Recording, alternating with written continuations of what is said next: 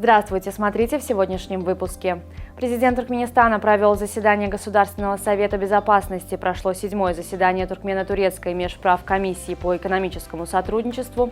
В Туркменистане открылась предпраздничная торговля и другие новости. Итоги работ силовых ведомств за 11 месяцев текущего года и приоритетные векторы их деятельности на ближайшую перспективу были рассмотрены на очередном заседании Государственного совета безопасности, которое провел президент Туркменистана, верховный главнокомандующий вооруженными силами страны, генерал армии Сердар Бердымухамедов. На повестку дня также были вынесены вопросы, связанные с обеспечением безопасности и спокойствия в независимом государстве, дальнейшем укреплении материально-технической базы силовых структур, совершенствованием их работы. В Ашхабаде прошло 7-е заседание межправительственной туркмено-турецкой комиссии по экономическому сотрудничеству. В заседании приняли участие руководители ведущих министерств и ведомств Туркменистана и члены представительной делегации во главе с вице-президентом Турции Джевдет Йылмазом. В ходе встречи были рассмотрены региональные и многосторонние вопросы, а также меры, предпринятые по реализации плана работы межправительственной туркмено-турецкой комиссии по экономическому сотрудничеству, принятого на 6-м заседании комиссии. В городах Ашхабад и Аркадак, а также в вилаятах Туркменистана стартовала предновогодняя праздничная торговля. Передвижные торговые точки заработали по всей стране. Они расположены у центральных рынков и в шаговой доступности от жилых кварталов. Подготовка к проведению межпарламентского форума стран Центральной Азии и Российской Федерации стала одной из тем переговоров министра иностранных дел Туркменистана Рашида Миредова с председателем Комитета Совета Федерации по международным делам РФ Григорием Карасиным. Карасин отметил, что в Верхней палате Российского парламента рассчитывают на совместную работу с Туркменистаном по подготовке и проведению второго межпарламентского форума стран Центральной Азии и Российской Федерации. С 11 декабря занятия по йоге в Центре йоги и традиционной медицины, расположенном в Ашхабадском спортивном комплексе Бахтиярлык, будет проводиться по новому расписанию. Ознакомиться с обновленным графиком можно на сайте Туркменпортал или по телефонам на ваших экранах.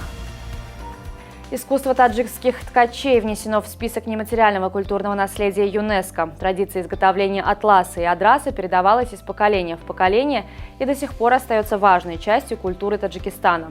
Ткани пользуются большой популярностью во всем мире, а их производство требует особой тщательности и мастерства. Ежегодно в стране проводятся фестивали, посвященные искусству ткачества, в рамках которых демонстрируются работы лучших таджикских мастеров.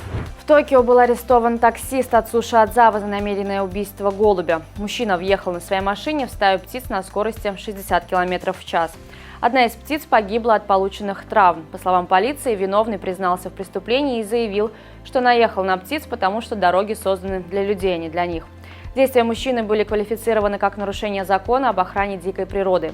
В Японии разрешено охотиться на охотничьих голубей. Городских птиц можно убивать только с разрешения местных властей, в том случае, если голуби наносят ущерб посевам и домашнему скоту. Карлуш Кейруш покинул пост главного тренера сборной Катара по футболу. Португальский специалист возглавлял команду с февраля 2023 года. В ноябре сборная Катара одержала 2 победы во втором раунде квалификации к чемпионату мира, обыграв Афганистан и Индию. Катар примет Кубок Азии в январе-феврале следующего года. Готовить к турниру футболистов будет новый главный тренер Маркес Лопес, который также возглавляет катарский клуб Аль-Вакра.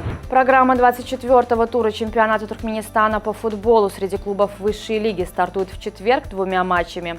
В этот день состоятся игры «Энергетик» Шагадам и Алтын-Асыр Небичи. В заключительном матче дня Аркадак на выезде сыграет с Ашхабадом. Эта встреча пройдет в рамках перенесенного матча 27-го тура высшей лиги. В пятницу также состоится одна встреча. В рамках перенесенного матча 12-го тура Ахал примет в Ашхабаде Мерв. На сегодня это все. Желаю вам хорошего завершения дня. Увидимся завтра. И не забывайте, что Туркменпортал – ваш самый надежный источник новостей.